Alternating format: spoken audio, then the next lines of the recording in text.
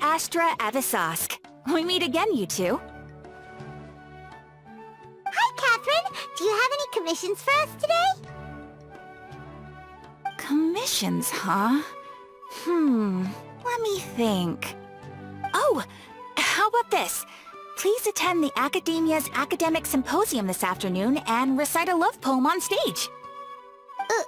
Wait, say what now? And if possible, please also use your camera to capture the reaction of the audience upon finishing the poem. Huh? What kind of commission is that?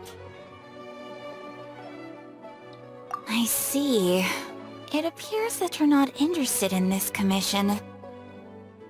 In that case, please go to Port Armos and convince the Eremites there to spend some time volunteering at the local orphanage. Hey, that's not any better. I'm sure the mercenaries will have some interesting reactions as well. Paimon's gotta ask, just who exactly has been submitting these commissions to the Adventurers Guild? Oh, the commissioner? Well, actually, I just wanted to see the two of you in action. Was it so obvious? I was hoping you would actually take one of those commissions.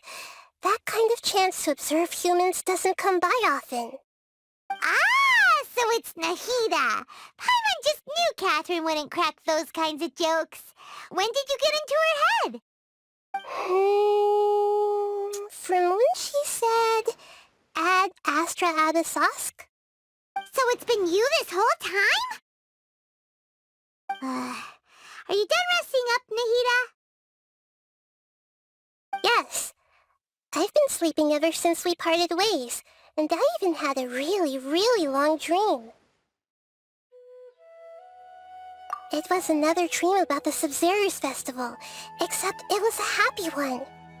In my dream, I was sitting in the middle of a flower terrace, and everyone in Sumeru City was holding hands as they danced in circles around me. They danced round and round, and everyone looked really happy. I also got to sit on a gigantic flower carriage. Ferris, the Knight of Flowers, raised me really, really high above the ground, and I was throwing an endless amount of Yalda candies at the children. You know, Nahida, maybe your dream is how the Sub-Zero's festival really should be. It's meant to be a joyous time where everyone gets together to celebrate your birthday. Huh? Wasn't I describing a really happy dream? Why are you both looking at me like that? Wait, could this be an example of the emotion known as pity? No, we aren't pitying you. That would only make everything worse. We just don't want you to feel too sad. By the way, have you had a chance to visit Dunyarzad? How's she doing? The Homiyanis haven't allowed any visitors after the festival, so we haven't been able to check on her. Yes, I paid her a visit right after I woke up. She was resting at the time. Her condition is stabilized. However, since Elazar is a manifestation of the withering on the human body, we can only cure it by finding a way to take care of Irminsul's own withering. But for the moment, our top focus should still be figuring out what the sages are up to and what they're planning. Right. Who knows what'll happen if they manage to pull off another scheme like the Samsara of the Sub-Zero's festival? So our first priority should be investigating and putting a stop to the sages' activities. As for how we should pull that off, let's discuss it somewhere else. There are too many adventurers around here. Oh, good point. Sorry, adventurers. We're gonna be borrowing Catherine for a little while.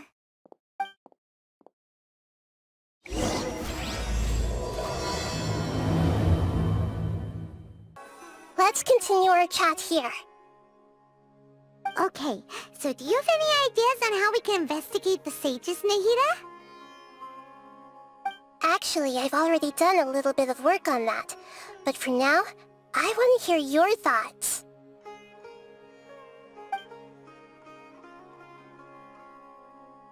I've already tried that, but all the key members of the Academia, even the core 30 guards, intentionally avoid wearing their Akasha terminals.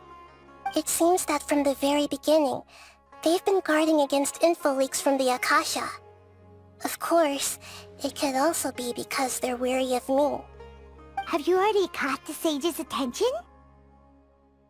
I'm guessing not yet, but distrusting me would make perfect sense if they've ever paid attention to the urban legends about me. In any case, I probably can't take over their minds directly. No way, that's too risky. You mean it'd be too easy to get caught? No, it's not that. We shouldn't involve innocent students in this. A single mistake could completely ruin their lives. Doing that would be ignoring the safety of my people for my own selfish goals. How is that any different from what the sages are doing? That's a good point. Spoken like the god of Sumeru.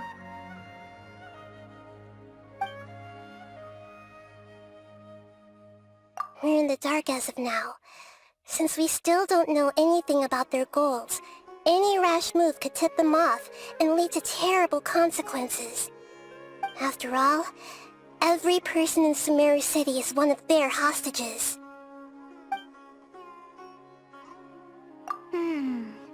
Are we really out of ideas? Nahida, you're super smart, so you already have something in mind, right? Don't keep us in suspense. Spill the beans already! According to a popular theory from the Vahumana Darshan of the Academia, rejecting impractical motions at the beginning of a planning session will give more weight to the actual proposal.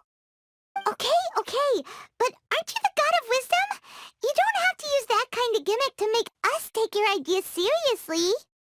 Well, I've been thinking that if I can't directly possess the leaders, and if I can't get ordinary people involved, then I should find someone who's already involved, but hasn't decided to side with the sages.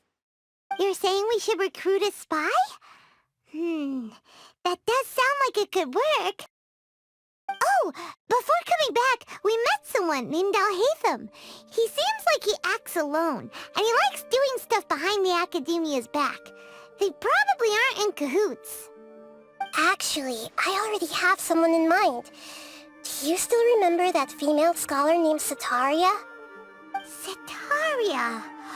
Paimon remembers now. Isn't she the one who's always trailing behind the Grand Sage of the Academia? We ran into her basically every time the Sub-Zero's festival repeated itself. You could even say we're old enemies by now. Paimon still remembers the smug and mean way she always spoke to Nilou. I've always liked observing all kinds of people, and Setaria has always stood out from the crowd. She was born in the desert, and was hailed as their greatest genius. Her academic gifts allowed her special admission into the Academia, and also gave her the opportunity to serve as the sage's assistant. Oh, Paimon didn't know she was from the desert. She must be pretty special then. Paimon feels like most of the desert dwellers around the city are working as mercenaries. The name Setaria means star. When she lived in the desert, she shone like the brightest star in the night sky. Later on, she was chosen by the sun. The star was given a place in the daytime sky to complement the sun's dazzling light. Soon after, the star witnessed the sun scorching the earth, which brought forth many disasters. The star began to waver. Instead of staying beside such a sun, wouldn't it be better to return and light up part of the night sky? But in the end, she couldn't give up the radiance of daytime. To cope with her shame, the star buried her guilt and closed her eyes. From the sound of it, Setaria's just hung up on the research opportunities here.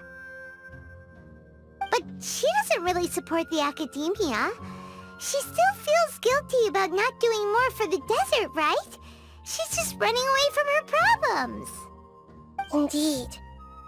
When they are presented with complex moral issues, Many people will simply plug their ears and go with the flow until the problem can't be fixed anymore. She's suppressing a lot of guilt, but before she realized it, she had already become the sage's accomplice. She can't deny her part in their schemes anymore. Right. We must somehow make her face her problems again. That way, not only can we get useful intel from her, but she can also use it as an opportunity to redeem herself.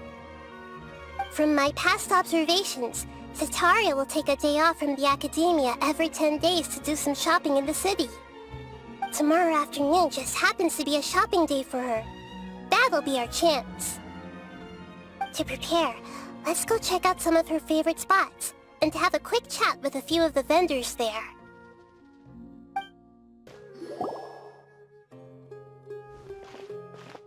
This should be Setaria's favorite fortune-telling spot. So should we ask the fortune teller about Setaria?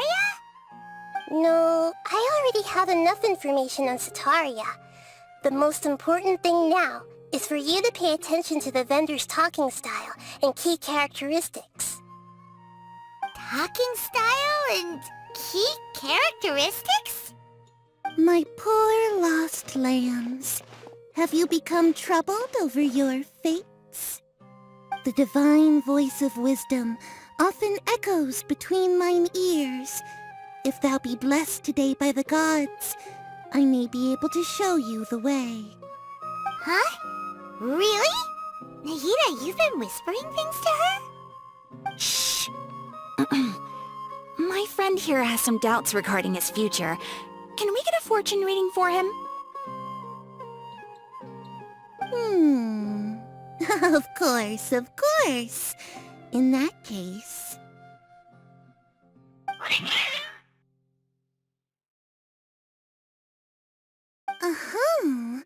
It would seem that Harut and Marut are quite wary of you. Perhaps, at some time in the past, you have somehow offended the gods. Only mocking the god of Animo, questioning the lord of Geo's financial savviness, and brawling with the god of Electro. Do those count? Oh, nothing. Go on, pick an aspect for her to divine.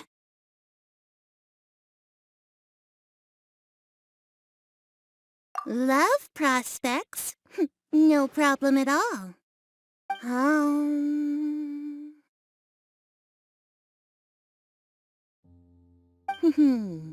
The gods have spoken. The truth shall be revealed.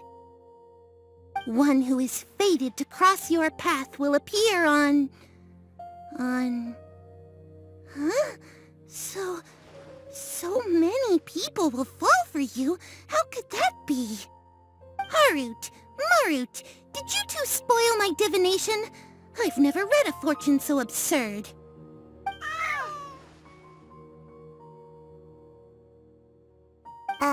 Actually, Paimon thinks this is probably the most accurate fortune-telling you've ever done. I admit that the orientation of today's celestial matrix is, suboptimal. As such, there will be no charge. Is that so? Well, that can't be helped. If you were to bring some food offerings for Harut and Marut on your next visit, perhaps they could help you reverse the wheels of fate.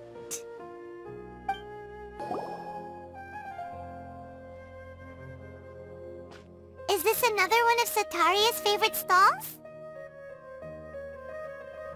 Yep. It belongs to a king. His father helped Setaria a lot when she first moved to Samari City, so she still comes by whenever she has time. When I start talking with him, listen carefully to the details of our conversation. Ah, dear customers! Would you like to look at some pottery? We caught wind of your great craftsmanship, so we specifically came to take a look. Oh, I recognize you. Aren't you Miss Catherine from the Adventurers Guild? Sounds like I'm in for some big business. Speaking of, where did you learn this trade? I suppose you could say it all started with my dad. He's a mason by trade, but I picked up an interest in clay while apprenticing for him. After that, I began making pottery by myself in secret, and I simply changed trades when my works turned out well. Although it's a pity that I'm no longer making much use of the knowledge provided to me by the Akasha. That's nice. You're making a living doing something you love. So is your father still working as a mason? Oh no, not anymore. A few years back, he fell from a roof and broke his leg. Since he had already saved enough mora over all these years, he's just enjoying the retired life in Port Ormos nowadays. I see. We wish him peace and happiness in his retirement. I'll have someone in charge of logistics at the guild come by another day for some goods. We'll leave you to it. Take care now. No problem. Rest easy, all our goods are sure to meet your every need.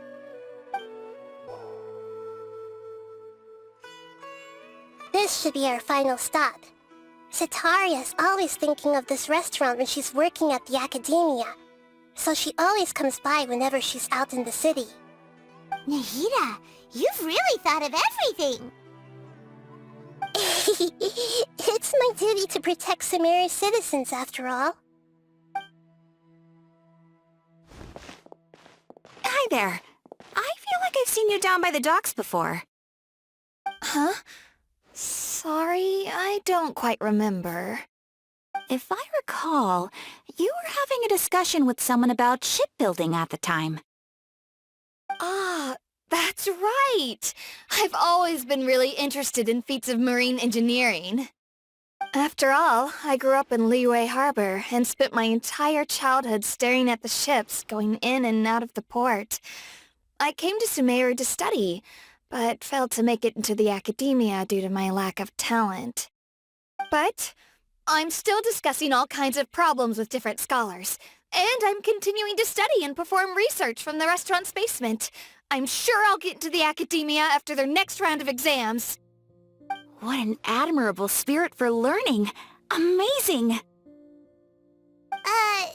Sure, but you'll find hardworking people wherever you go. So this restaurant has a basement as well? Huh. First I've heard of it. That's right. It's not usually open to patrons. Most of the time, employees use it for breaks or to hold private events. I see. Guess that makes sense. Well, good luck with your studies, Miss Chishan. Thank you so much. As long as I can make it into the academia as an official student, I'll be happy. So, was that everybody? Mm-hmm. 3 familiar faces should be enough for Cetaria. What's the point of all the information we've collected? Nahida, you still haven't told us how you're planning to make Cetaria face her problems. Cetaria is already used to avoiding her problems, so we must find a way to break through her usual sensibilities. I remember that you mentioned that the Eremites in Port Ormos are all making a fuss about the upcoming resurrection of the Scarlet King. Although it's all just a boatload of nonsense, the fate of her homeland may turn out to be Cetaria's soft spot. Oh, Paimon gets it now! You want to take advantage of the guilt Cetaria feels about her homeland. Although she knows she should return home to help the people of the desert, all she's done is conspire with the sages. So how do we set that up? Well, the Scarlet King is long gone, and Cetaria is also too smart to fall for any simple tricks. If we simply engaged her under the guise of the Scarlet King's believers, she would definitely be wary of us, and we may not get anywhere. But if we were to borrow some of her close acquaintances to talk with her, her reaction would probably be very different. So, you mean you're going to possess those people we just talked to? Yep. Possess them through the Akasha. Imply that they've already converted to the faith of the Scarlet King, and then convey our made-up will of the Scarlet King. As long as everything goes smoothly, we'll get through to Cetaria for sure. She'll never guess that we had anything to do with it. Ah, so that's how you're going to use all the info we collected on these people. It's so that you won't slip up and break form. Possessing them will only work if you can manage to pass off as them. Exactly. So, best of luck with impersonating them. Huh? Best of luck? But we don't know how to possess anyone. That's no problem at all. I'll just share all their senses with you once I've possessed them. As long as you're also wearing an Akasha terminal, the effect will basically be as if you've possessed them yourself. Huh. That is pretty convenient. But why does he have to do this? Can't you do it yourself? Although I've been observing humans for a while, I've never been good at imitating them. You're not wrong. It's always been painfully obvious whenever you try to pass as Catherine. If it was at all possible, I would have preferred to leave these people alone. But seeing how things are now, I probably should just accept it and push on. Yeah, don't beat yourself up over it. We're only doing this to help everyone, and we'll only be borrowing them for a little while anyway. Alright, then let's give it a go tomorrow afternoon.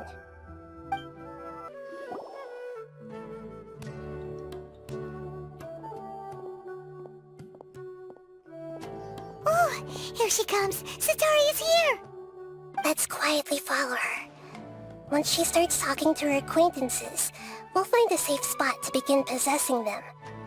As for how we'll sway her to our side, I'll leave that to you. I trust you'll know what to say. Paimon's starting to feel kinda nervous. Okay, let's go. Looks like they've already started talking. Let's find a hiding spot and get started.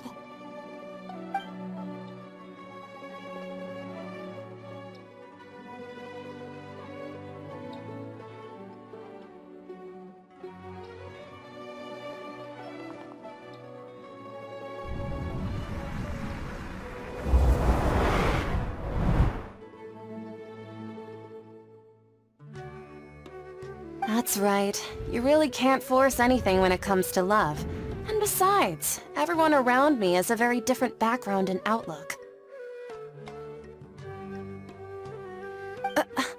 Are you still listening to me, Nabia? Oh, of course I'm listening. You were talking about troubles with your love life, right? I heard everything you said. Okay then. You just seemed a little distracted for a moment there.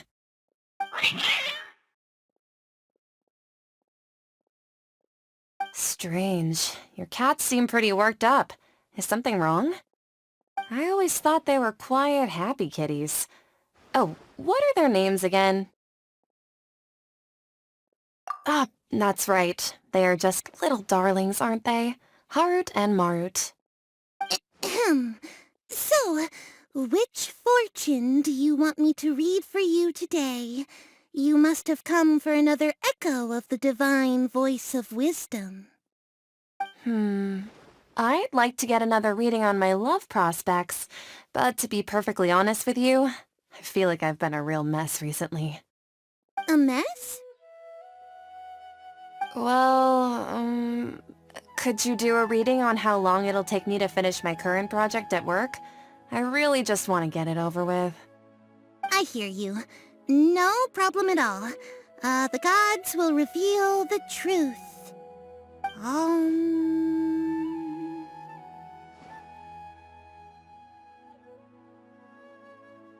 The gods are asking, Sitaria, why haven't you gone home? Why haven't I gone home? Do the gods really know everything I've been thinking about? Sitaria, why don't you just go home? It's a demand now instead of a question. The gods seem to be truly upset. I'm sorry. I know I failed the gods. Please pass on my most sincere apologies and ask for their divine forgiveness. And, if I may ask, Nabia, is there a specific god who's speaking to you right now?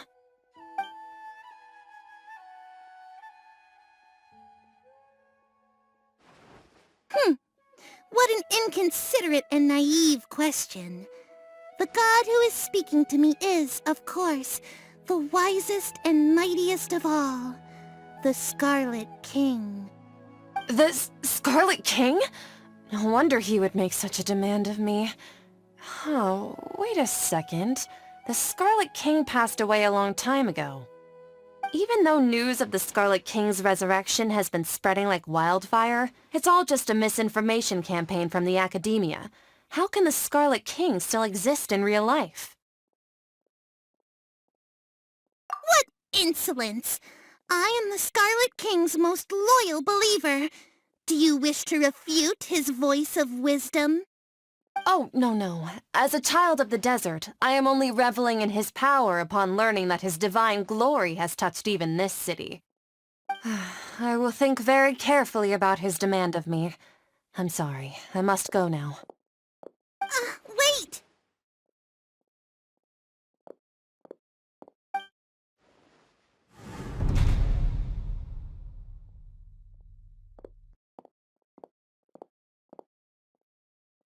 Whoa!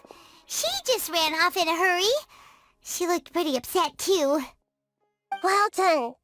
Sataria didn't seem to suspect anything amiss. To have something she's been trying desperately to avoid show up out of nowhere and berate her, that must have shaken her to the core. Aw, Nahida, it seems like you understand human emotions really well after all. All I know are some abstract Harvard-taught theories. In any case, my time with you has shown a lot of them to be utterly useless. I'm still trying to make sense of everything. Anyway, enough of that. Let's hurry and catch up to Sataria. She's out of Keems now, right on cue. Let's get ready to possess him right away!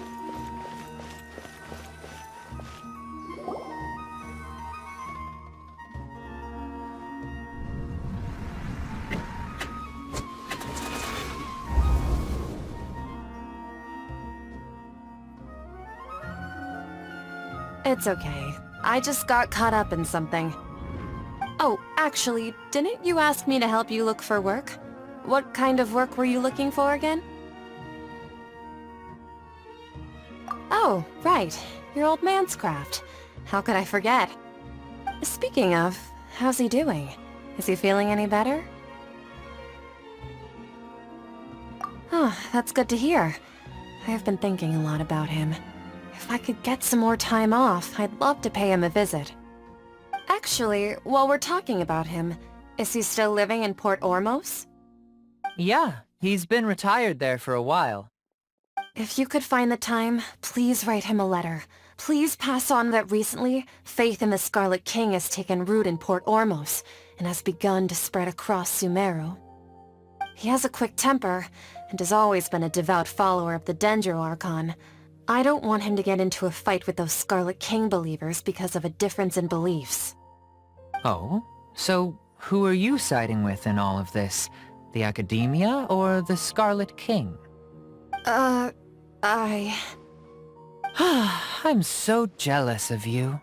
You were born a child of the desert. Yet you chose to betray the Scarlet King, and now you spend all your time with those crooks from the Academia. Akeem, you don't mean you've also become a believer of the Scarlet King? What's so strange about becoming a believer of the wise Scarlet King? In fact, aren't you the strange one? The one who still can't pick a side? Can't pick a side? Me? Whoa! Paimon had no idea you'd be so good at this!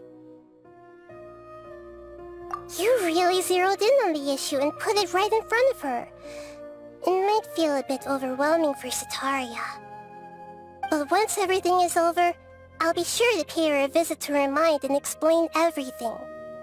Anyway, let's keep going.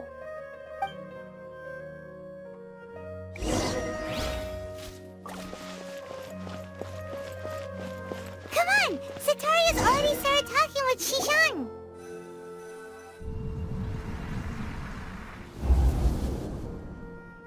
So, Shishan, have you noticed anything weird in the city lately? Like, as if someone was trying to preach to you about something? Oh, right. Speaking of strange things, I celebrated the Sub-Zerus festival so many times that I lost count. That was really weird. Wait, how could you be aware of that? That should be impossible. Nothing in the report indicated anything like that. Are you still failing to realize that the Academia's lowly tricks could never deceive all of Sumeru's citizens? Jishan, don't tell me that you've converted to the Scarlet King as well! What an absurd question. You make it sound like I should be ashamed for becoming a believer of the Scarlet King. In reality, shouldn't you be the one who is ashamed? You, who works side by side with the Academia, and treated people as nothing more than experimental subjects? Please, please stop! Even now, Satori is still trying to run from her problems. She can no longer justify everything to herself. Hey, she's trying to talk to the guards! What should we do? This is the most important part of all. Quick, get ready. Mercenary, you're a member of the Corps of 30, correct? Please help me pass a message to the Matcha right away. The situation in the city is getting out of control. Please, try to remain calm, miss. Tell me what's happening in the city. Heretics are infiltrating the city, and they've already converted many residents to their side. Heretics? What kind of heresy are you talking about? The Scarlet King! Many people I know have suddenly started believing in him, but he's long dead. It's impossible. Miss Sataria, nothing is impossible. You know my name? The Scarlet King is immortal, and all who defy him will one day pay the price. You must face the truth, Sataria. You tread a treacherous path, and the longer you ignore it, the tighter the Academia's grasp on you will become, and the deeper you will be ensnared. Child of the Scarlet King, never forget that the desert that belongs to you lies elsewhere. What's so strange about becoming a believer of the wise Scarlet King? In fact, aren't you the strange one? The one who still can't pick a side? What an absurd question. You make it sound like I should be ashamed for becoming a believer of the Scarlet King. Sataria, why haven't you gone home?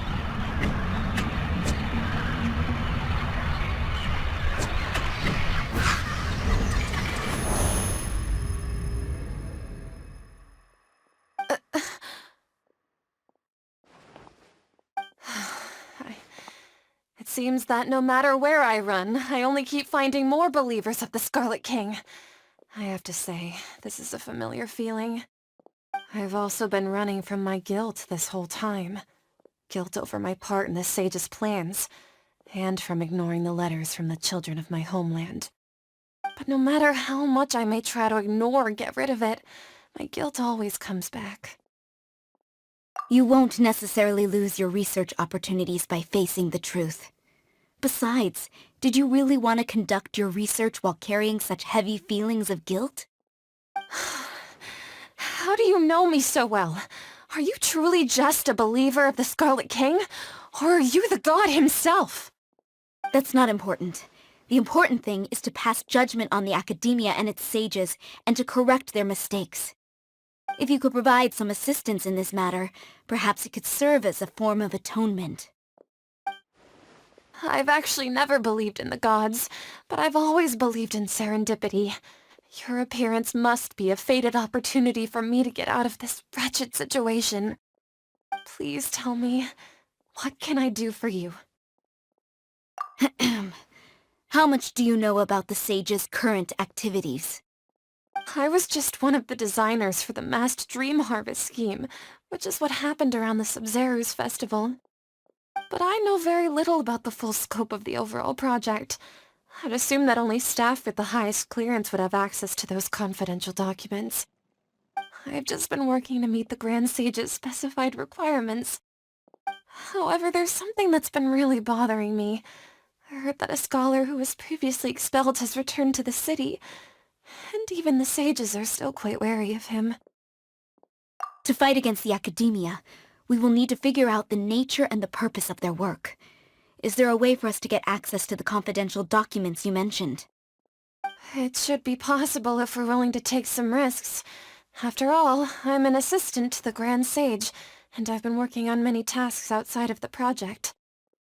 One thing, though, I won't be able to transfer the documents to you through the Akasha once I get my hands on them. The sages have always closely monitored all activities within the Akasha. Let me see... let's use the most primitive method. Send someone to pick up the documents tomorrow evening at the Academia entrance. The Academia entrance. Wouldn't that be too conspicuous? Don't worry about that. I assure you, this won't be a trap. I'm only suggesting this location because it'll draw more scrutiny for me to leave the Academia again. It'll be safest for me to distract the guards long enough to hand you the documents. Alright, I trust you. So, if I were to successfully complete this task, would it mean I've atoned for my wrongdoings? That'll depend on the judgment of the Dendro Archon. The Dendro Archon. That's right. Her people are the ones we have endangered. As the god of wisdom, she's also the one responsible for judging and guiding the scholars. Maybe it's time for me to find a god to believe in. Just as Nahida predicted, we've managed to bring Sataria to our side! The Traveler's execution was ingenious. He's the one who deserves all the praise. Well, now that we've made plans to meet again tomorrow evening, all we can do is pray for Sataria's mission to go off without a hitch. Pray? But if we're going to pray to the gods, aren't we just praying to you? God of wisdom and guardian of the scholars? No. The truth is the true guardian of scholars. I've always believed that. Anyway, let's meet again tomorrow evening at the Adventurers Guild. Catherine, we're here! Oh, you are the other Catherine, right? That's right. I suppose I'm the other Catherine in your mind. Shh! We're on a secret mission tonight, so we need to protect Catherine's identity. Yep, Paimon's right. We cannot fully rule out the chance that the meetup tonight is just a trap. If something were to happen, my existence may be the only trump card we'll be able to play. After all, the Academia should still be unable to confirm the existence of my consciousness in the outside world. Yep, exactly, just what Paimon was thinking. Anyway, enough about that. Let's just make sure to be on our guard. Off? What do you feel is off? It's the middle of the night. Of course it's quiet. You're not getting paranoid, are you? No, I think he's right. It really is a lot quieter than usual. If you look around, there seems to be fewer people on the streets. I'm not sure if this is the case for the entire city, though. Huh. Maybe it's just a coincidence. Maybe Sataria figured out a way to not only distract the guards, but also to get everyone to go to sleep early, just so we can exchange the documents in peace. I also can't quite figure out why things feel a little off. But now that we're here, let's go ahead and meet her as we planned. Well, regardless, as long as you're here with us, Paimon feels a little safer. Huh. There really aren't many people out right now. Let's hope it'll be this quiet in front of the Academia, and that Sataria managed to distract all the guards.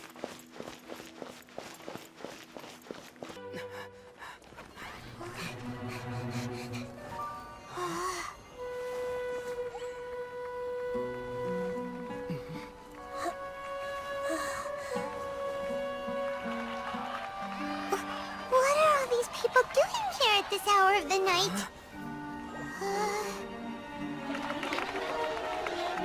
Ah, the triumphant hero returns at last. and to a rather spectacular welcome, even if I do say so myself. You're the outcast, expelled from the academia. Indeed I am. Although these days they tend to call me the Doctor.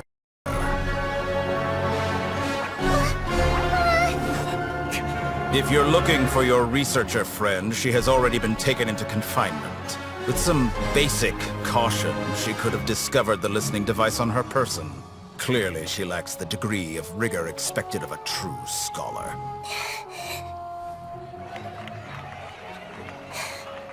The people of Sumeru City.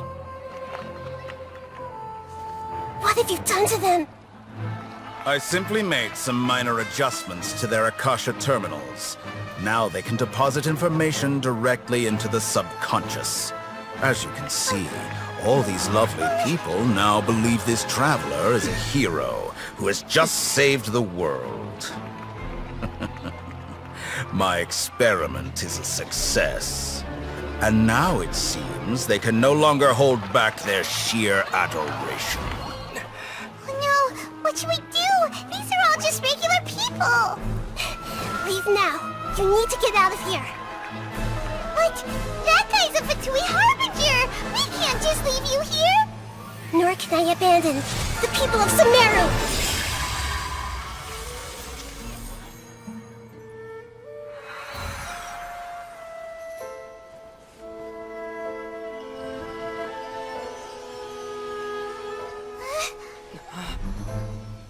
Don't worry. We'll meet again outside of the city.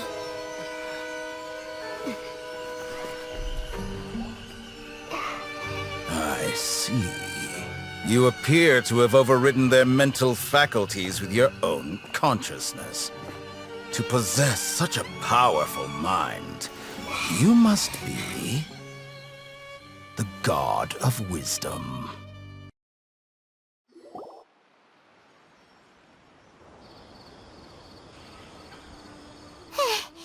This should be far enough. Paimon needs to catch her breath first. Is Nahida going to be okay? We only made it out because of her. Paimon wasn't counting on running into a new Harbinger here, let alone such a high-ranking one. That guy was number 2. So scary.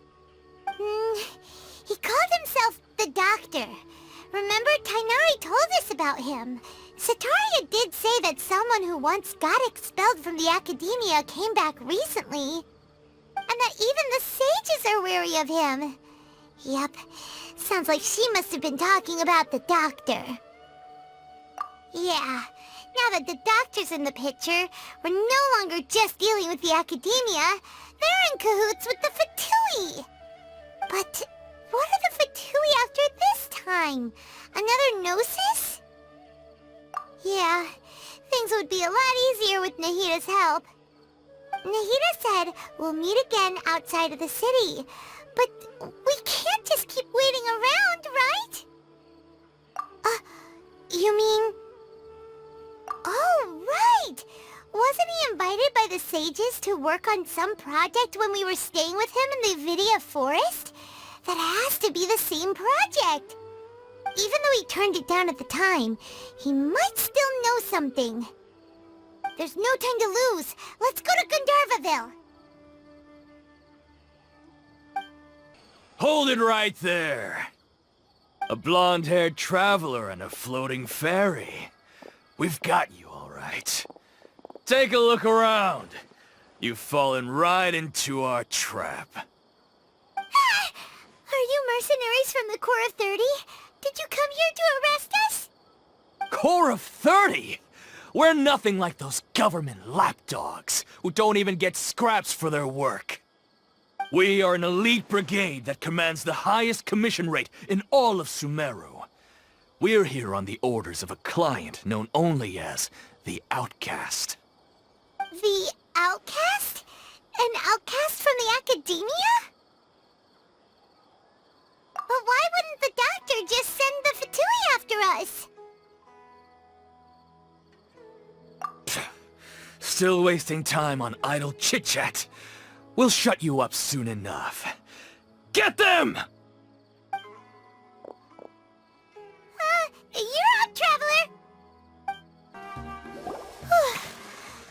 pretty rough. Is that what elite mercenaries are like? Yeah, looks like we'll have to keep our guards up. But this doctor guy seems like a pretty tough opponent. He knew exactly where to set up an ambush. Did he predict that we would try to find Tighnari? Going up against smart people is tough. Anyway, let's keep going. Oh, it's the Traveler and Paimon. What are you two doing back here? Kale, it's nice to see you again. Are you doing alright? To be honest, I'm not doing too well. My Elazar has been progressing at a faster rate lately. I'm finding it harder to complete more intricate tasks. As a result, Master Tighnari is taking me off the patrol schedule. He will only allow me to stay here and coordinate other people's tasks. Oh, Kale. Speaking of Tighnari, did he go off on patrol? We're here to talk to him. Oh, Master Tighnari? He just left the Avidia Forest a little while ago. He was headed to Party's DI. Huh? He left? But isn't Tighnari always saying that he never wants to leave the Avidia Forest? He even turned down the Sage's invitation. I thought it was weird too. Master Tighnari always prioritizes his work as a Forest Watcher above everything. He almost never leaves his post. He left in a hurry this time, though.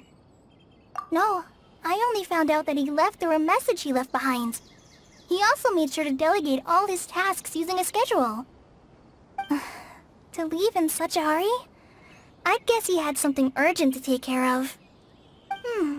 Master Tighnari originally studied in the Amorta Darshan of the Academia, and Partis DI is something like the Amorta's research base. Many rare shrubs and grasses have been planted there for research. I know that before he became a Forest Watcher, Master Tighnari once spent a long time conducting research at Partis DI. A research base, huh? Gotta wonder what kind of research Tighnari just decided to work on all of a sudden. Oh, we don't have a lot of time, so let's go look for him at Party's DI.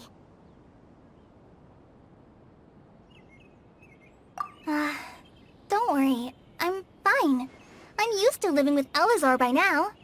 If you run into Master Tighnari, please send him my regards. Got it. Will do. See you later, Kale. Wait! Look who it is!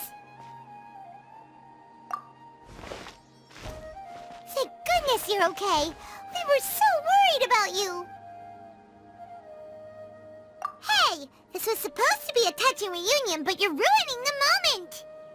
Actually, it's very smart of the Traveler to be wary of me right now. After all, the Doctor has shown that his technology can apparently even control human minds. Plus, it's not like you could have known what happened after we split up and I was facing the Doctor by myself.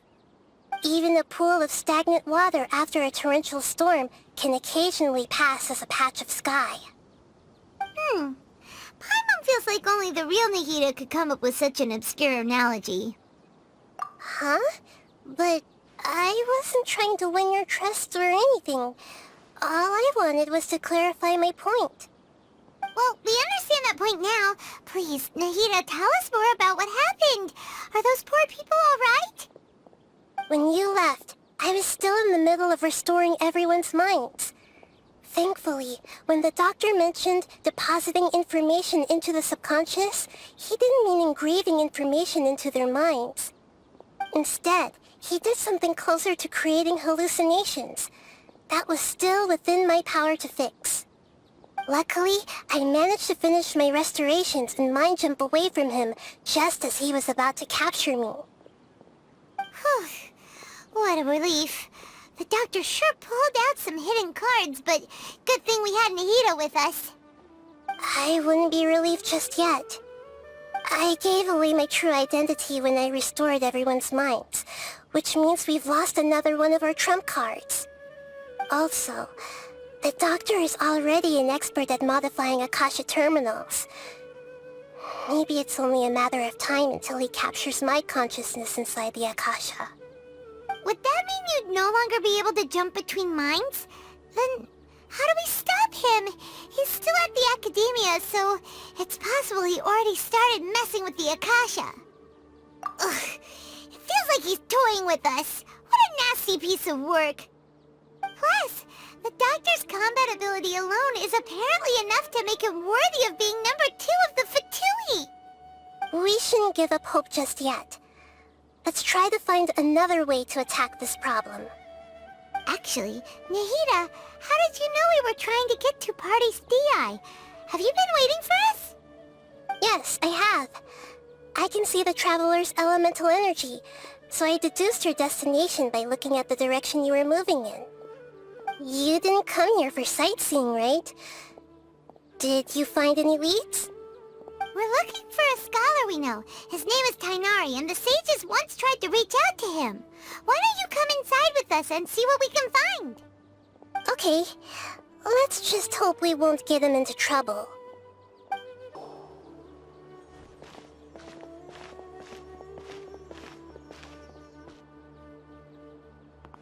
Traveler?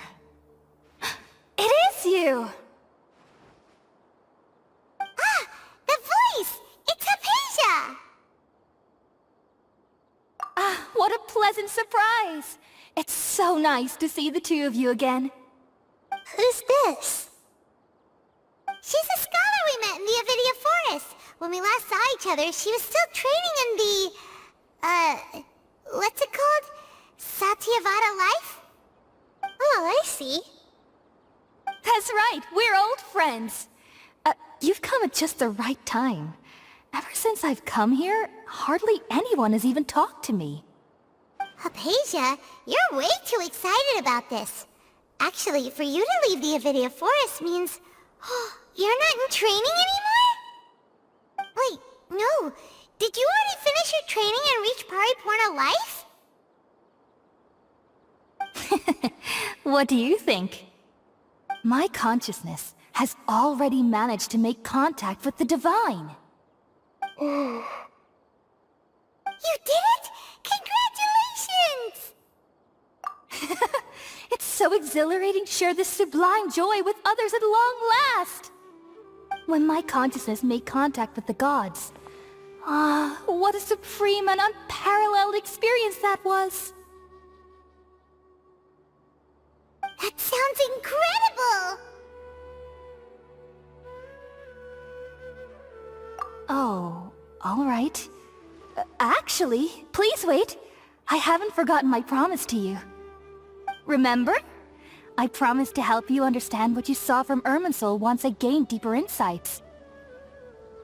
My current self has not only gained true insight, but I can even help you establish a direct connection to the consciousness of the divine.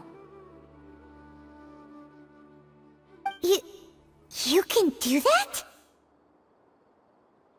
I've never heard of anything like that, but if you want to give it a try, I'll do my best to protect your consciousness during the process. Hold on.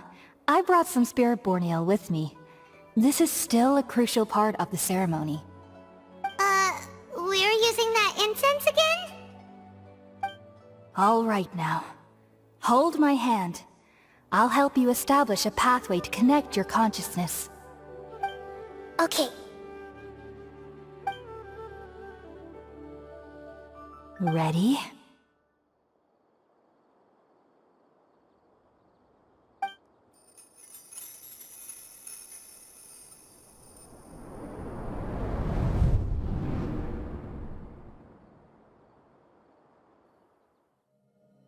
It took 3 betrayals for me to finally understand.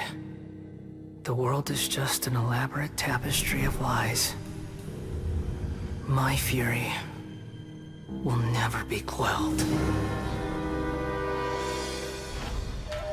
The first to betray me was a god. My creator. My mother. Valuing strength above all, she saw no worth in me and I was discarded. The second was a human. My family. My friend. Consumed by fear, he saw me as an abomination. The third was one exactly like me. A hope for the future. A fledgling barely out of the nest. Powerless before his mortality, he broke his promise to me. Humans, they can't be trusted. And the gods fill me with pure loathing. So I said good riddance. I denounced the world and laugh in its face. My chest will never again be defiled by worldly filth. I will scrub away every last trace of human emotion. Then it will be empty, a blank slate, and ready to receive a supreme gnosis, brimming with pure divinity.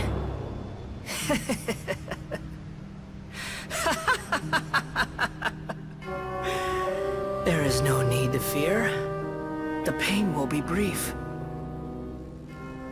Your era is coming to an end.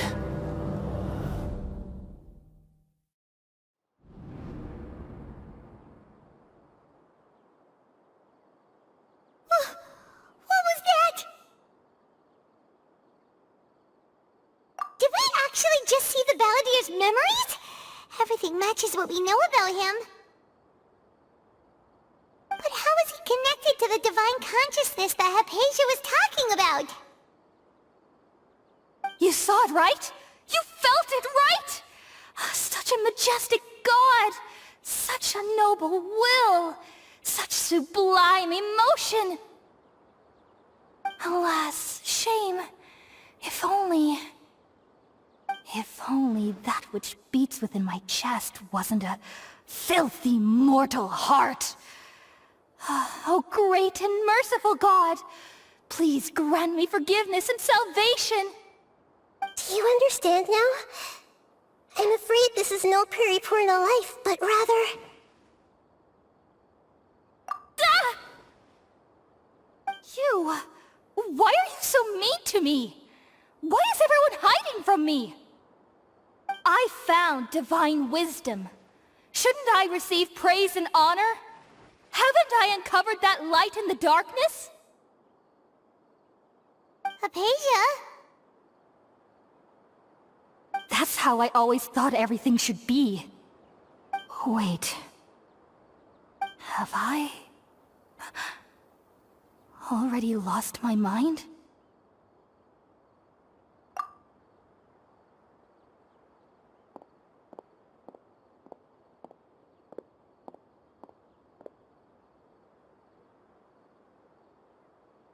Wait, something isn't right!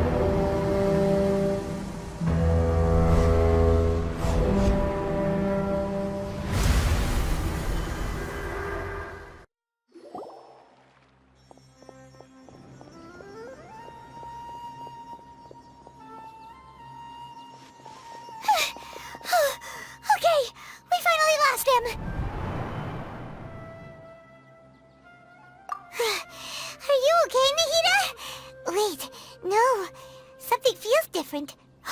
You're back! Oh, the Traveler's back? Nahida was controlling your body for a while. It seemed like she jumped over to you as an emergency measure right before the Catherine puppet was destroyed. After that, Tainari heard the commotion and came over. He helped us defeat the mercenaries and then he ran with us all the way here. What? You swapped places? You mean your consciousness also went into Nahida's body? Wait, then where is Nahida's consciousness? Where is she now? I never imagined that an individual's consciousness could be transferred around like this. Had I not seen it with my own eyes, I would have never believed it. I don't think this can be achieved with current human technology.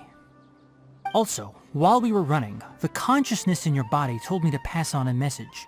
She said, "The doctor has found a way to trap my consciousness, so I can't journey with you anymore. But even in a moonless night, a shower of starlight can still drown out illusions and lies." Oh no! Nahida's trapped in the sanctuary of Surasthana for good this time. Was that message all she left for us? It's pretty vague. Oh, that makes sense. Since the doctor captured her, she won't be able to say anything without him knowing. She's being extra careful. Even in a moonless night, a shower of starlight can still drown out illusions and lies. Huh. Paimon knows the moon illusions and lies are from the alchemical divination at the Sub-Zero's festival. Didn't Nahida use a starlight analogy before? It had something to do with Sataria. Oh, that makes a lot of sense. Huh. Do you think Nahida was telling us to go find help in the desert? But she isn't with us anymore. Think we'll be okay? Paimon, you said Sanctuary of Surasthana. Does this mean that this Nahida you're talking about, the consciousness who is occupying the Traveler's body, is the Dendro Archon? Your guess is correct, but the situation's a bit complicated, so it's really hard for us to explain right now. That's all right. A scholar's curiosity doesn't need to be appeased right away. As for the complicated nature of the situation, safe to say I have witnessed that for myself. I've spent some time with you, and it looks like the Dendro Archon's also on your side, so I trust you. Thank you, Tainari. Oh, actually, we came here to ask you a question. What do you know about the project that the sages have been working on? Ah, that. While I was indeed invited to join that project, the sages were always secretive about its scope and goals, so I eventually declined. All I know is that that project has something to do with the restoration of Irminsul. Huh? Did you see something when you were in Nahida's body? What? Do you have any evidence?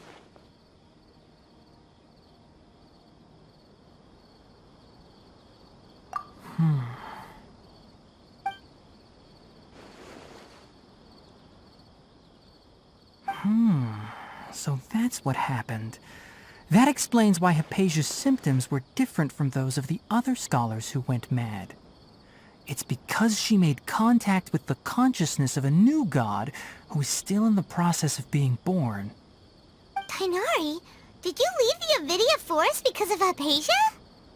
I did. I noticed Hypatia's mental anomalies, but since her symptoms were rather atypical, I secretly took her to Pardes Dii and began searching for a way to return her to her normal self. If I didn't take action, Hypatia would have already been taken by the Matra to the desert, doomed to a life of exile at Aru village. Now that you mention it, I knew the Academia has never thought particularly highly of Lesser Lord Kusanali, but I still didn't expect them to do something as arrogant as creating a new god. Looks like I made the right decision by not accepting their invitation.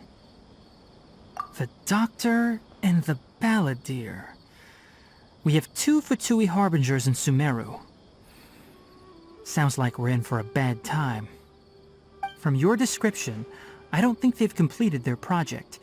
There may still be room for us to intervene. But then, what is the connection between creating a new god and restoring Irminsul? Yeah, it feels like we're still nowhere close to figuring out the sage's goals. Right, we've pretty much gone over everything we need to know, so we should head out. How about you, Tighnari? What are you going to do? I'll stay here for now. I still want to try a few more things to help Hypatia. If you're planning to go into the desert, start by heading for Caravan Rabat. That'll be your fastest route. Come find me here if there's anything else I can do to help. May the spirit of wisdom go with you. Thanks, Tighnari. Hopefully Hypatia will feel better soon. We're off then.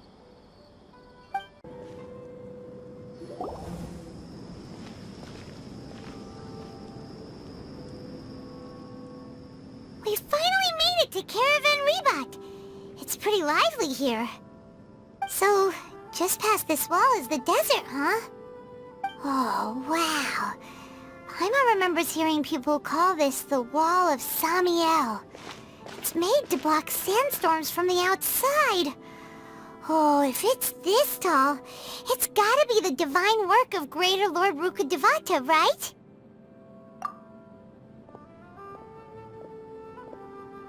Enough gawking. Come on, follow me. Huh? Over here.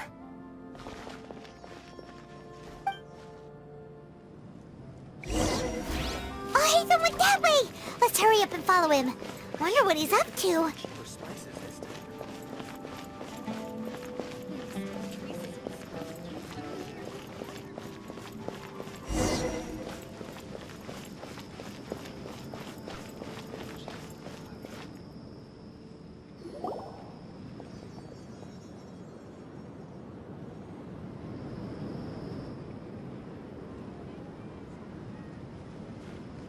What the...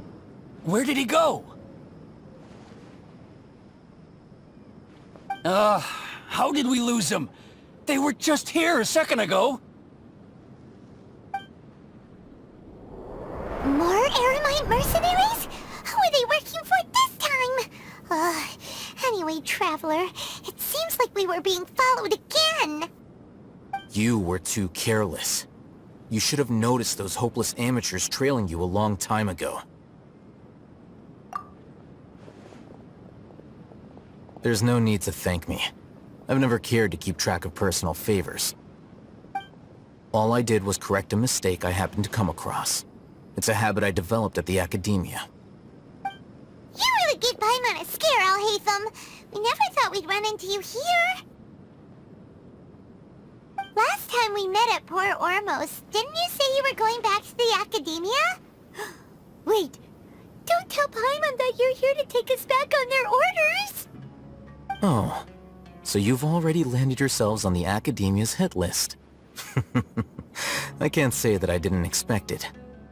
However, had I wished to turn you over to the Academia, don't you think you'd already be the Eremites' honored guests by now? Oh, right. You do have a point. I have no interest in running errands for that project. As a scholar, I've always belonged to the camp that promotes researcher autonomy. And these days, you're more fascinating than anything the sages can offer. Not quite. To tell you the truth, I'm still investigating the Divine Knowledge Capsule. Unfortunately, I've run into some difficulties. Everyone says the capsule originated in the desert and was eventually moved to Port Ormos. If I am to get to the bottom of this, I must understand how the capsule first came to be. Which brings me back to you, and why you're so interesting.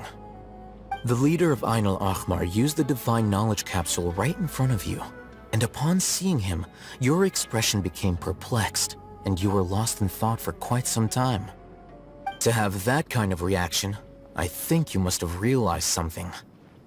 Are you interested at all in sharing what you've been hiding from me?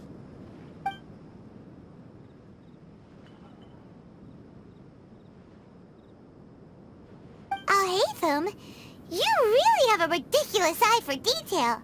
What kind of person even notices or remembers stuff like that? So that's your answer. Well, I do work for the Academia after all. So considering that, it is indeed wise to keep your cards close to your chest. But that does prove you do have some undisclosed information about the Divine Knowledge Capsule. Am I right? No matter.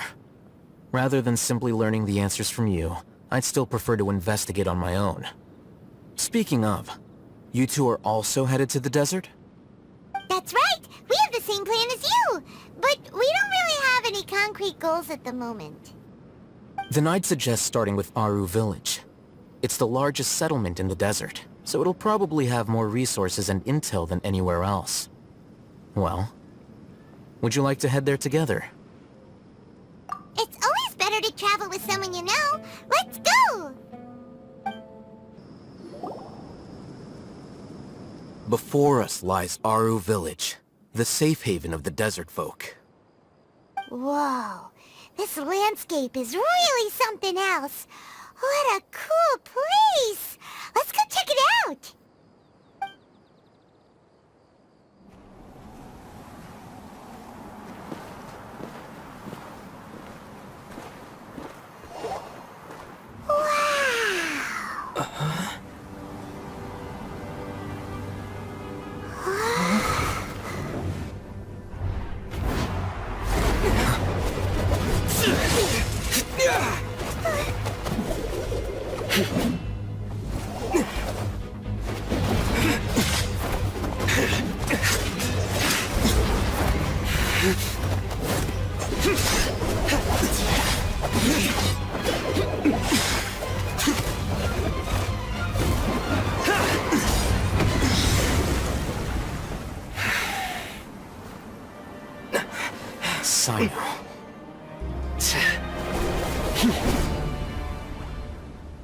Unless my memory fails me, we have barely spoken 2 words to each other before now at the Academia. Would you care to enlighten me as to when and how I invited the General Mahamatra's wrath? Alhaitham, do not think you can escape my judgment just because you managed to escape my attack. Judgment? So that's how you'd characterize your actions here, is it? Or would elimination perhaps be a more accurate description? Had I used my full strength, not even this traveler would have been able to stop me. Though styled like an assassination, I sought only to ensure that my target would be unable to flee or resist. Standard practice for the Matra, as well you know. Seemed to me more like your own personal touch. Who is that, Alhaitham? Did you call him General Mahamatra? Yes. General Mahamatra Sino, head of all the Matra at the Academia. He's a formidable hunter, and the ultimate nightmare for any who have committed academic crimes. You seem to have placed a lot of trust in Alhaitham, to the point of blocking an attack for him. If I were you, I'd never choose to side with him. I wouldn't believe a single word that comes out of his mouth. I have been pursuing this scribe for a long time. I urge you, stand back and do not seek to defend him any longer. Otherwise, there will be consequences. Has Alhaitham done something wrong? Paimon doesn't think he's as bad as you've made him out to be. I won't waste my breath explaining things. Alhaitham, I saw it during our fight. Take it out. The Divine Knowledge Capsule you're hiding on your person. Unless you want me to retrieve it for myself. Very perceptive of you. Nothing escapes a Matra's senses. Wait, the Divine Knowledge Capsule? Didn't it fall into the Matra's hands in Port Ormos? No wonder you speak with such confidence, Sino. But I must admit, I'm very curious. What does this capsule mean to you? And why, as General Mahamatra of the Academia, are you all alone in the desert? As far as I'm aware, the other Matra have been speculating about your disappearance. Have you been given a mission that's, let's say, morally dubious? If I was the real target of your mission, what was stopping you from simply using your authority and resources to judge me within the walls of the Academia? I should have known you'd be difficult to deal with. You two! Ugh! What should we do, Traveler? Paimon feels like we can't trust either of them! Ahem. Well, look at you two, acting all tough and self-righteous over there. Wait, Dia?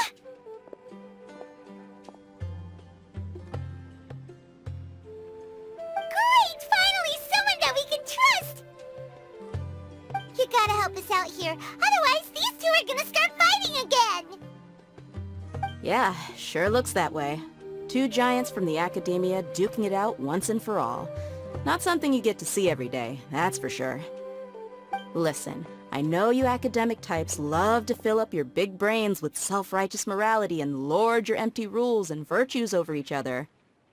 But how dare you bring your petty disputes into the safe haven of Aru Village? It seems like someone's gonna have to beat some sense into your thick skulls until you finally learn to respect these grounds.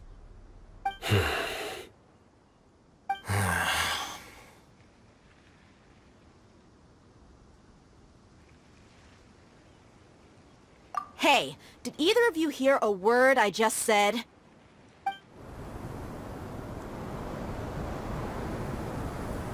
Whoa, what's going on? The wind's so strong! Is this a sandstorm? Paimon's gonna get blown away! Another sandstorm? What's up with these recently? Hey! All of you, over here, quickly! We have to take cover! Someone's calling for us! Oh, this wind is too strong! Let's get over there! That sounded like Candace. Come on, you two! Jeez, are all of you Academia folks such hard work? Move it! All right, stop yelling.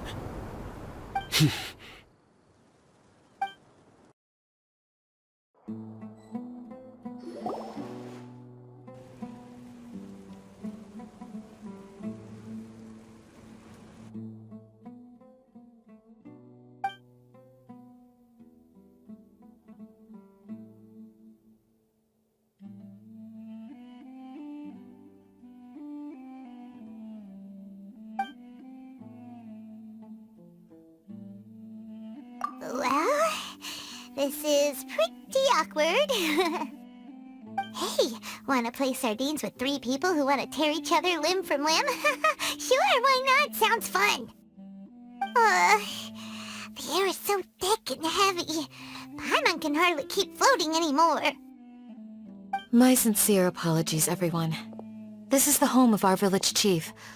I will have to ask you to make do with this small room until the sandstorm dies down. Please, let me introduce myself. I am Candace, protector of Aru Village. Our savior has come at last! Nice to meet you, Candace. The name's Paimon. Thank you so much for helping us. There's no need to thank me. It's only right to help each other when the weather gets rough. Wow, she's so gentle and caring, like a nice older sister. Unlike those guys over there. All right. Now that we're all better acquainted, we should return to the topic at hand. As a guardian charged with the responsibility to protect my fellow villagers from harm, I was observing your conflict from afar, even before the sandstorm started. And now that you have set foot within our village itself, it is all the more my responsibility to make absolutely sure that you pose no threat whatsoever to us. So please, have an honest and sincere conversation with one another, and put your hostile feelings to rest. If anyone dares to start anything again while they are under this roof, I will not hesitate to send them out for some quality time with the creatures of the sandstorm. Oh, On second thought, Paimon may have misjudged Candace's character.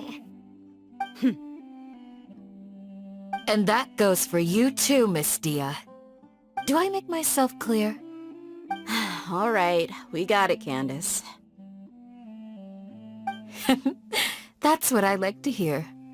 So, which of you will begin? I was supposed to be a mediator, but I might have gotten a little too involved just now. Anyway, one of those two should probably start talking. Wait, that was you trying to be a mediator? I have nothing to hide, so there's no shame in explaining myself.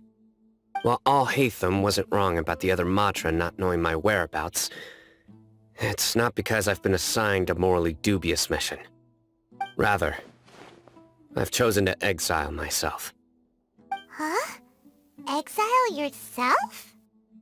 A little while ago, I discovered that there was data missing in the Academia's project planning and development files. What little they did report clearly did not match the project's actual progress. As General Mahamatra, I had the responsibility and authority to request an audit. However, to my surprise, the person responsible for the erroneous data was none other than Grand Sage Azar himself. I tried to investigate the issue myself before submitting a formal audit request, but I soon found that all leads and potential pieces of incriminating evidence were carefully concealed from me. I began to realize that they were cautious of me from the very beginning. Unsurprisingly, the Grand Sage rejected my audit request as soon as the submission reached his desk. He even said to me, "The power of the General Mahamatra is granted by the sages. You have no right to judge us." So they really are up to no good.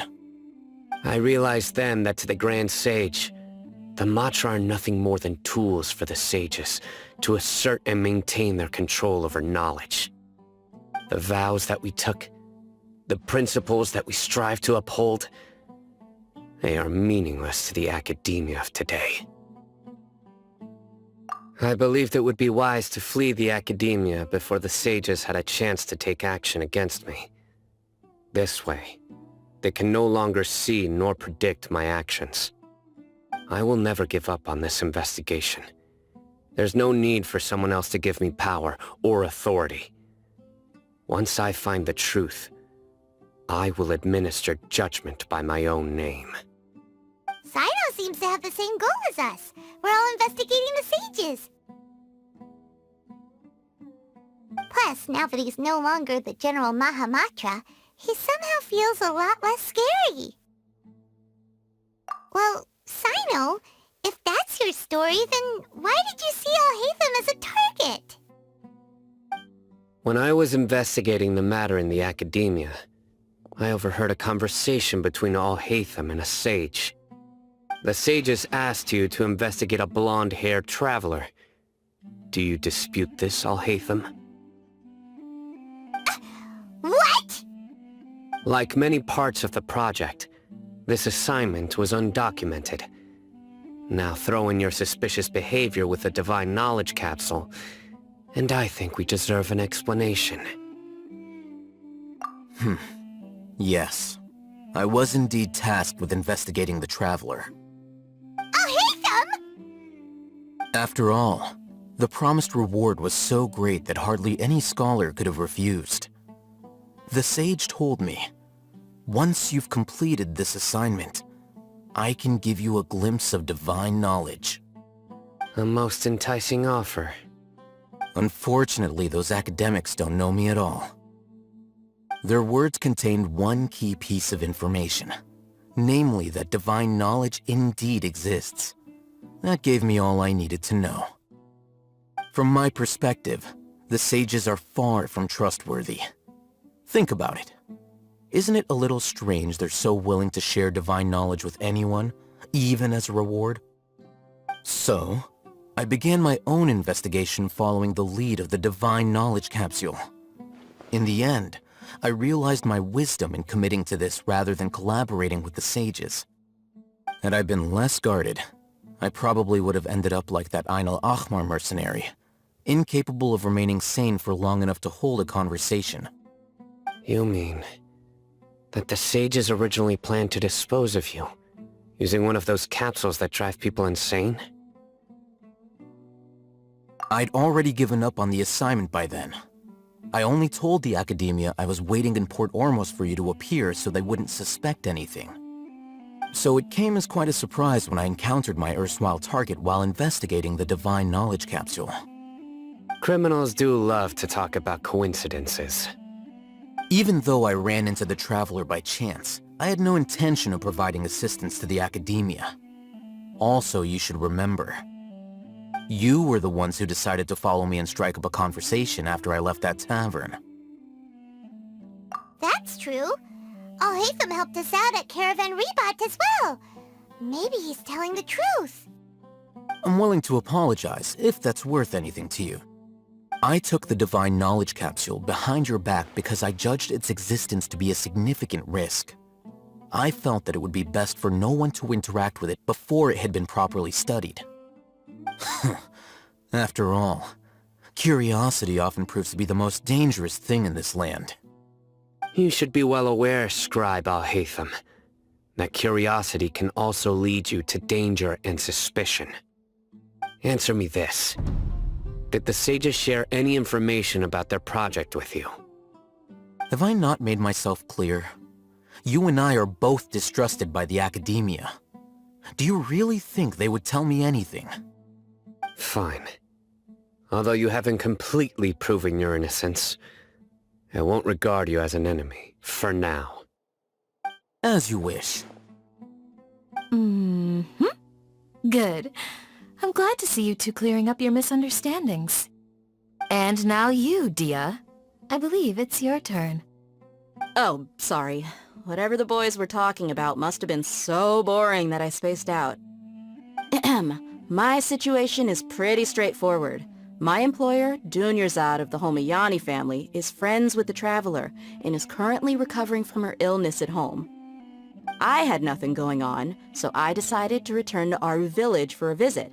I was actually looking forward to a pretty exciting time getting back together with everyone here. But then I saw these two random guys in the middle of a pointless argument. It ticked me off, and things went downhill from there. Is that all? Well, I will admit that definitely sounds like your style. In that case, welcome back, Dia. That's more like it. I missed you all so much, Candace.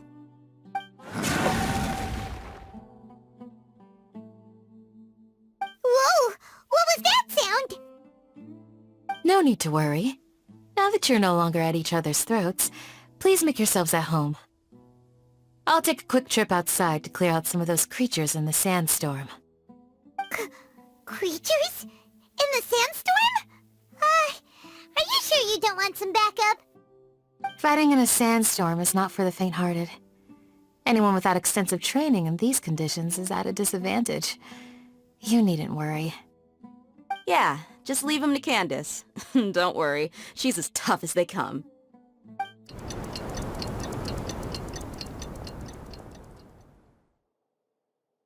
The wind's died down.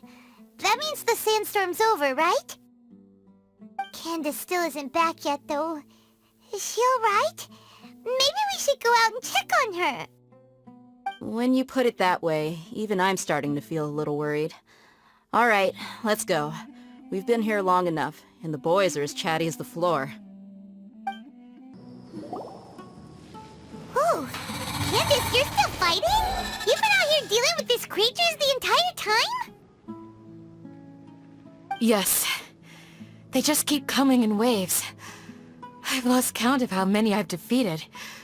Before I realized it, even the sandstorm had stopped. Ah! Here comes another wave! Leave this round to us. I got interrupted earlier, but now I have something to take my anger out on. It's been quite a while since I've seen the Flame Mane in action. I'll leave these to you then. I'll be sure to put on a good show. Let's go!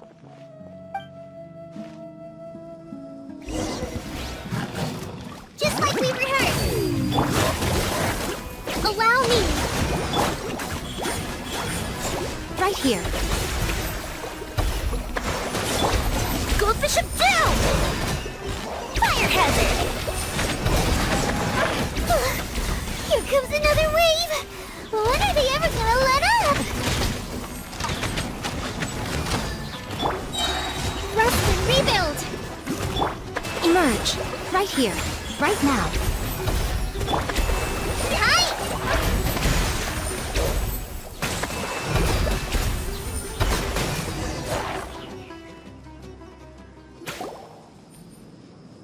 The creature stopped appearing.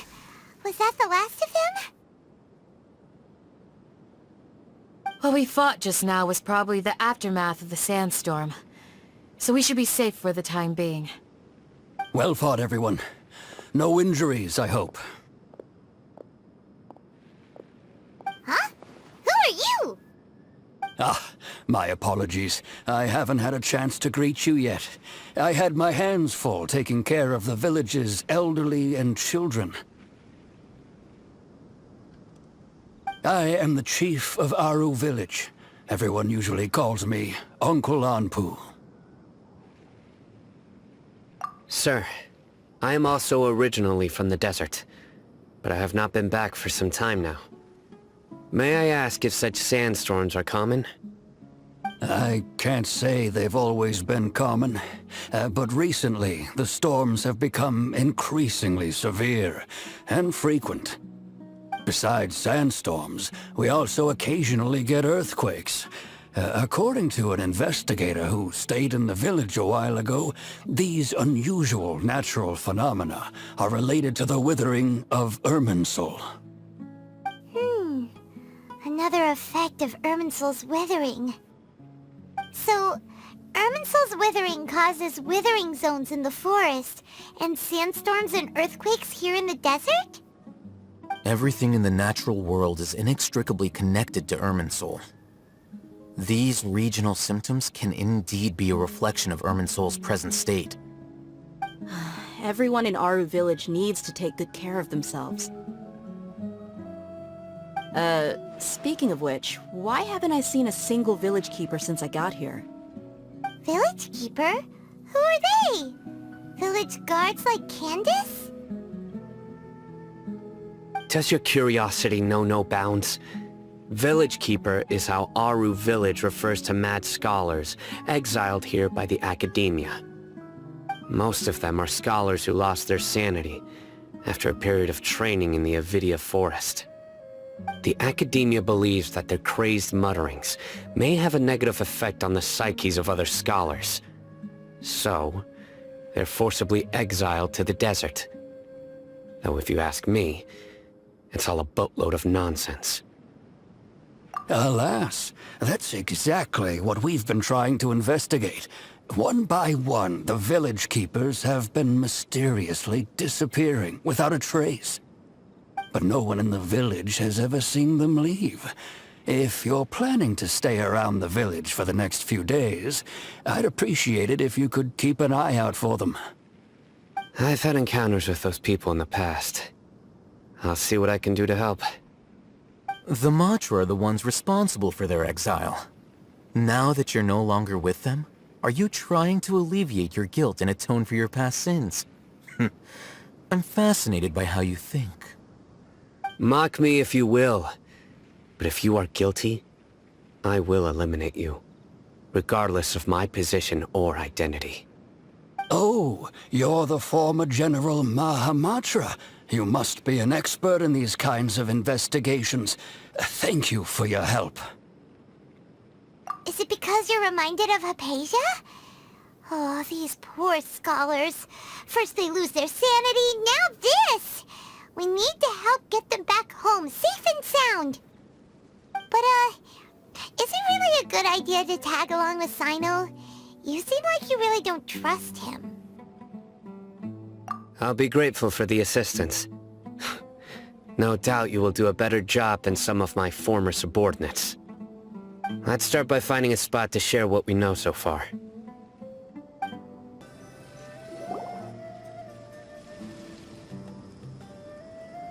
Although I've sent myself into exile, I'm still doing essentially the same things as before. Do you still have any questions for me before we start our investigation?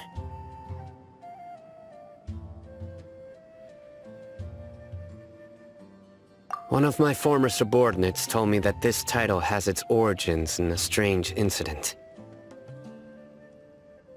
The Academia has long exiled mad scholars to Aru Village.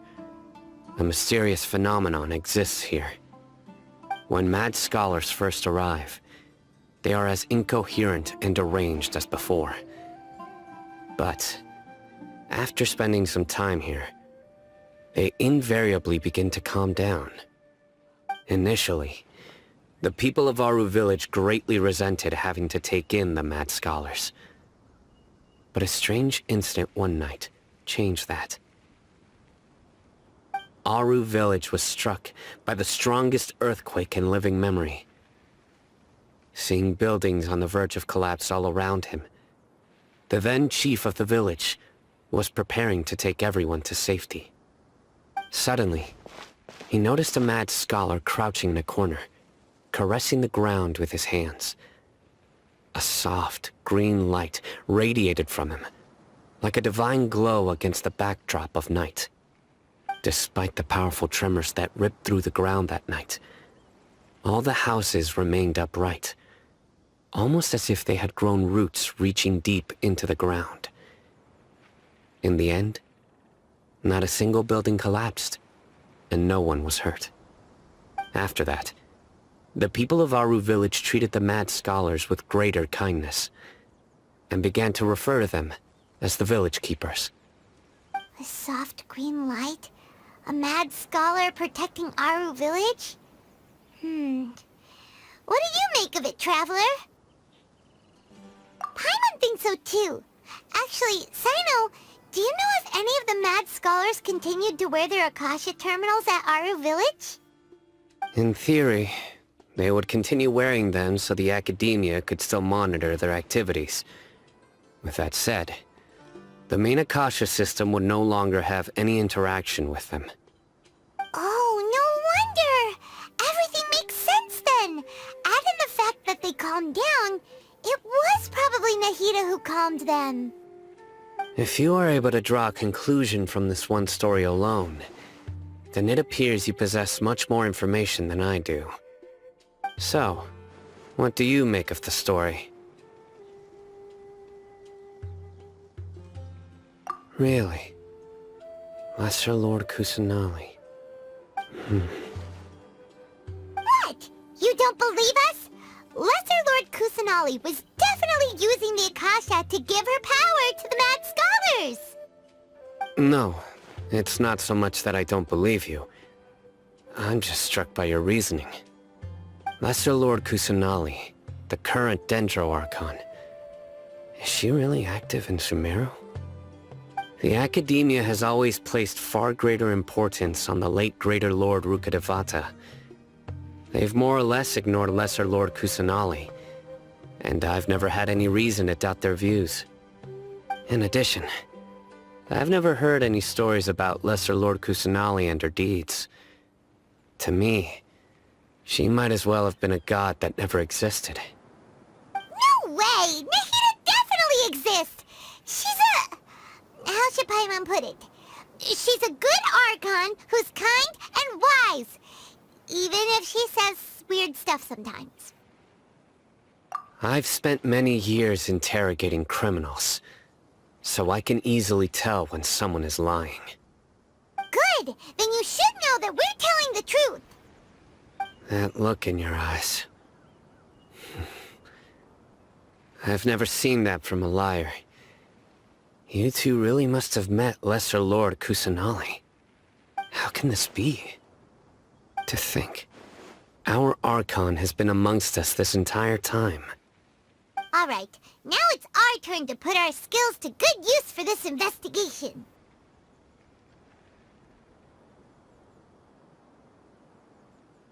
But easier said than done, especially since we don't have any leads. Maybe we can start by knocking on some doors. Excuse me, are you here to help me find my grandpa? Huh? Who are you? By the sounds of it, a resident of this village. My name is Isak. You'll help me find my grandpa, right? Is your grandpa a mad scholar? Hey, don't say that. Grandpa is just Grandpa. Why do you have to call him that? It's not like he's a bad person or anything. The person you're referring to is not a local, yet you are. Why do you call him Grandpa? Grandpa is just Grandpa. He's my family. I heard everything you said to the village chief. Please, you gotta take me with you. I want to find my grandpa. I swear I'll help. I won't be a nuisance. Ah, so you're the one who was eavesdropping on us around the village chief's house. I was planning to go out and take care of whoever it was, but I had a vague feeling that they didn't harbor any ill intent. Whoa. Hatham wasn't kidding about Matra having sharp senses. Sino, he's just a kid. All he wants is to find his grandpa. Let's find a way to help him. Sorry. I was only listening in because I wanted to know where Grandpa went. Honest. If you don't believe me, you can ask Miss Candace. All right. But first, let's confirm the facts with Candace.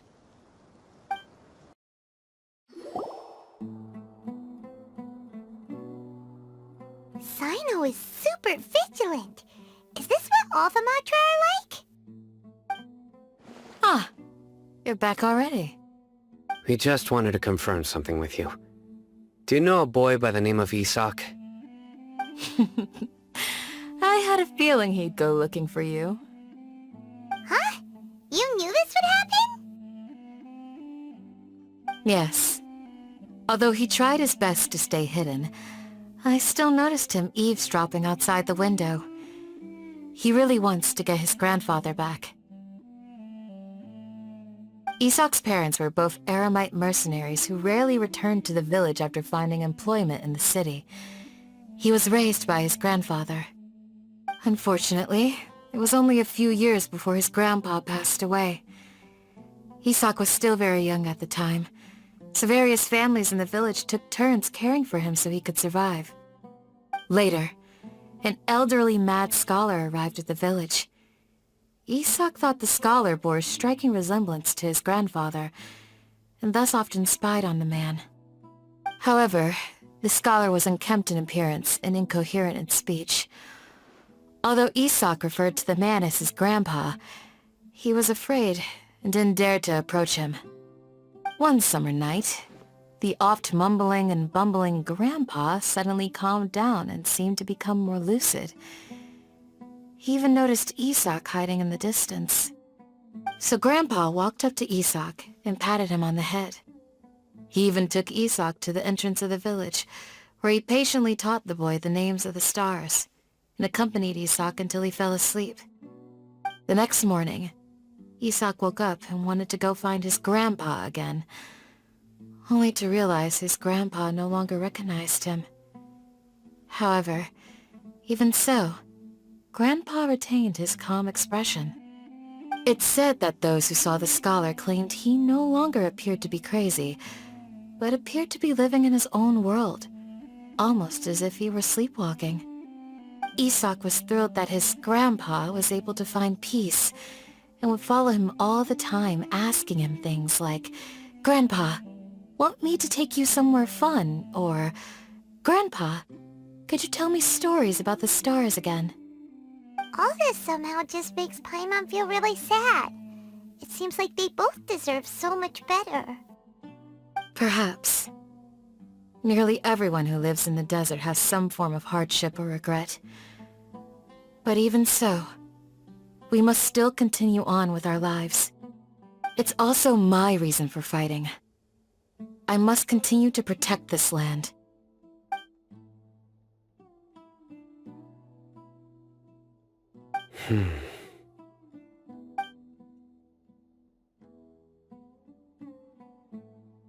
Maybe the people have always had a considerate god watching over them. Huh? What did you say, Sino? No, nothing. As long as Esau keeps his word and doesn't get in our way, we can take him along. Perhaps you are more compassionate than I gave you credit for. Please accept my thanks on Isak's behalf, Sino.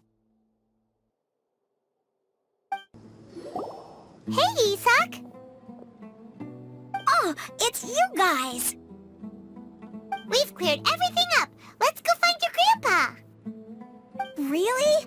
Wow! Thank you so much! Yeah! Alright. Let's ask the local residents some questions first.